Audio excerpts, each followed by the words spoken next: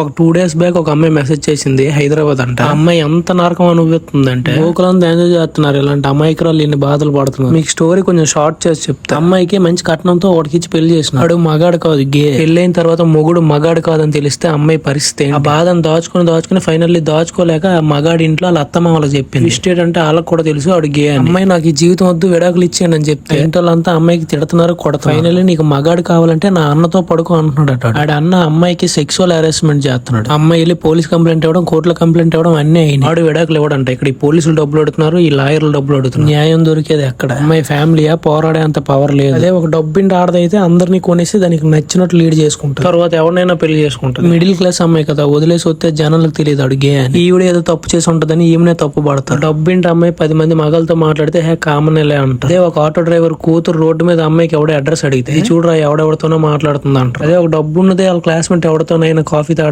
వెళ్తే ఆయన కాదు కదా, అలా అయ్యి కూడా ఏమంటే జస్ట్ ఫ్రెండ్స్. ఎందుకు అట్లా? ఒక కూల్ పని చేసుకున్నాడు కూతురు. ఎప్పుడో చిన్నప్పుడు క్లాస్మేట్ ఒక అబ్బాయి కలిసి టీ తాగుదామని ఎక్కడైనా కూర్చుంటే ఆడ ఒక అక్కలా భావించిన సరే ఎవడో ఒకడు చూసి చూడరా అది 10 మందితో తిరుగుతుంది అంటారు. డబ్బింటి ఆడది పబ్బులు క్లబ్లు అంటూ తాగుతూ చిందేస్తుంటే ఎంజాయ్మెంట్ అంటారు. పేదింటి ఆడపిల్ల ఊర్లో నాటకం అయినప్పుడు బయట 10 గంటల వరకు ఉంటే ఈ సొసైటీ ఆడే మాటలు తట్టుకోవాలి. మనం ఎరుపుకు పని చేసి దాన్ని కప్పేయాలంటే డబ్బు చాలు, సెకండ్ లో తేలిపో. డబ్బు ఉంటే ఎవడ మైండ్ అయినా మన కంట్రోల్లో పెట్టుకోవచ్చు. ఇది మీకు అర్థమయ్యేసరికి మీరు పోతారు. హస్తల వీస్తా.